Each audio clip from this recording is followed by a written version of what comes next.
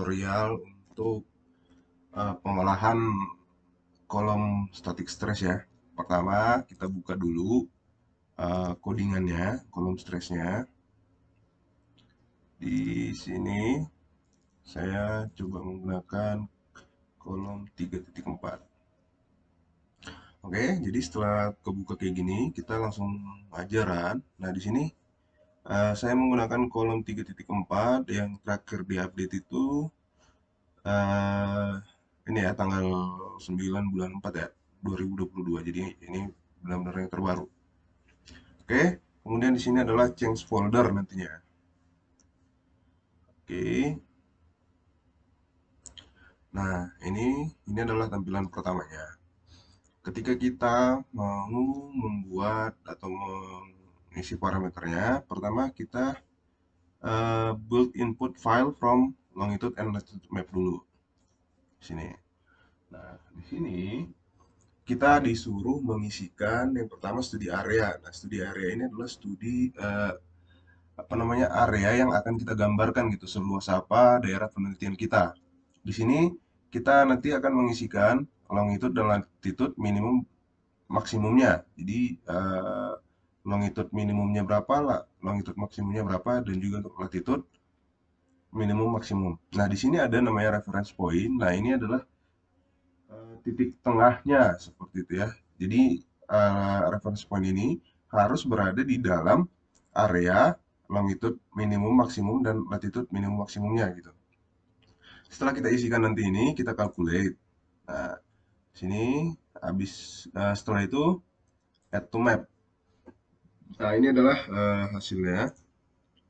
Jadi tadi kan kelihatan ya studi areanya berapa, X start, Y startnya seperti itu. Kemudian yang berikutnya itu adalah fault elemennya di sini. Nah, di sini kita akan mengisikan parameter-parameter dari gempa yang akan kita hitung kolom stressnya. Pertama di sini adalah fault reference point. Di sini ada start point per Aki Richards dan juga fault center. Aki Richards ini dipakai ketika bentuk dari sesar atau patahannya, geometri patahannya itu berjenis sesar geser gitu ya. Dan di sini fault center itu biasanya kita pakai ketika jenis sesarnya itu sesar normal atau sesar naik atau sesar turun seperti itu ya. Kemudian longitude latitude di sini adalah epicenter dari si gempanya itu dan inilah kedalaman gempa. Kemudian untuk length dan width-nya ini kita hitung dari from empirical relation. Kita pilih di sini. Nah, nanti di sini akan keluar magnitude, misalkan magnitude 6,6 dan kita lihat tipe patahannya. Kalau misalkan kita pilih strike slip, ya kan? Kita calculate. Nah, di sini akan dihitung length dan width-nya. Ini menggunakan persamaan Wells-Koppersmith. Nanti bisa dibaca aja di papernya. Kira-kira apa aja persamaannya. Kemudian setelah itu kita apply. Oke, ini kita bisa close aja. Nah, kemudian kita isikan strike di break si gempa itu atau dari geometri patahan. Biasanya kan parameter gempa itu kan dari mekanisme fokusnya kita bisa temukan nodal plane-nya ya. Dari nodal plane strike di break-nya itu kita isikan di sini. Setelah itu kita calculate. Nah, kalau ID number ini adalah nomor atau urutan dari si gempa yang akan kita hitung. Nah, jika satu ya udah ini tinggal satu calculate, nanti langsung add to map. Kalau gempa yang mau kita hitung itu lebih dari satu, ini setelah kita calculate langsung kita ulangi lagi dari sini.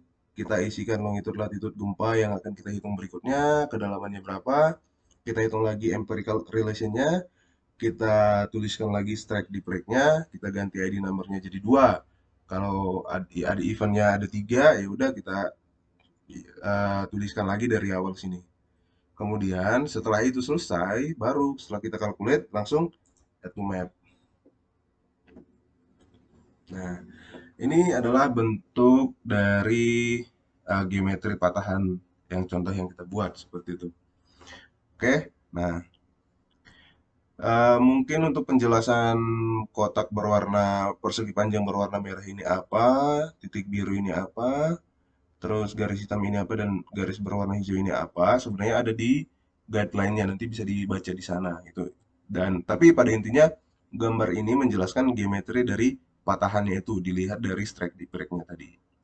Oke, kemudian untuk melihat kolom stressnya, kita langsung ke function, kemudian kolom stress change kita pilih. Nah, di sini untuk receiver fault-nya itu, kita kan kalau misalnya eventnya satu, itu disarankan langsung mengisi strike di break-nya saja. Ini kalau eventnya satu. Tapi kalau misalkan eventnya lebih dari satu, banyak misalkan kita pilih yang lebih dominan saja. Misalkan dia itu lebih ke strike slip, trust, normal, gitu kan, atau patahan secara umumnya aja. Tadi kita cuma satu event, cuman saya lupa strike di break-nya berapa, jadi saya pilih strike slip saja. Oke. Kemudian di sini koefisien friksinya 0,4, ini adalah rata-rata. Kemudian, nah di sini color saturation ini adalah menunjukkan stresnya, ya besaran stresnya. Di sini maksimal 5. Oke. Kemudian di sini interpolating. Nanti bedanya bisa kita lihat ya. Nanti jadi kita coba ini aja calculate. Nah, ini adalah hasilnya. Nah, ini adalah gambar. Kan tadi bisa kita lihat di sini maksimumnya tadi 5 dan ini masih tiled gini ya. Jadi untuk lebih jelasnya kita interpolasi aja. Nah, ini dia lebih halus kan gambarnya. Oke. Nah, kita lihat juga kalau misalkan color saturasinya ini kita buat satu bar aja ya, atau dua deh. Oke, kita calculate. Nah, ini kan jadi kelihatan lebih jelas. Kemudian apa lagi? Saya mau kita coba pakai kontur.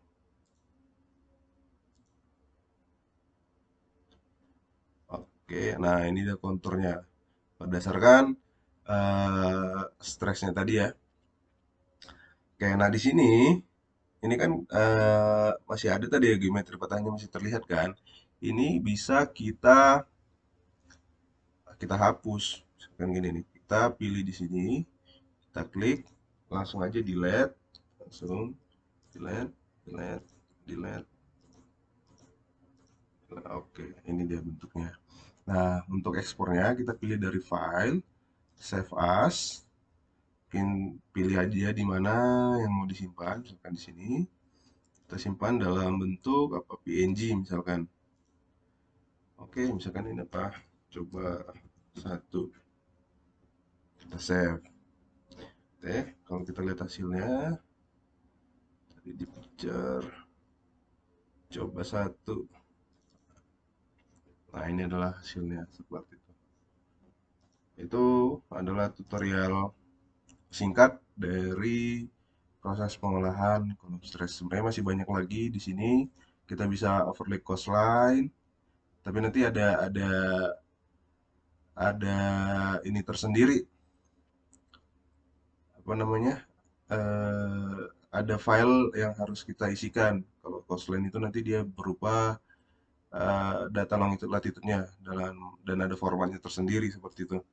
Kemudian ada juga earthquake fault, active fault, patahan aktifnya.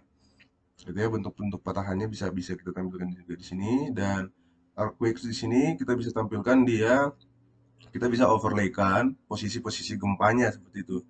Terus volcanoes ini adalah eh, gunung api yang tersebar di seluruh dunia seperti itu. Untuk sementara untuk pengolahan datanya ini dulu.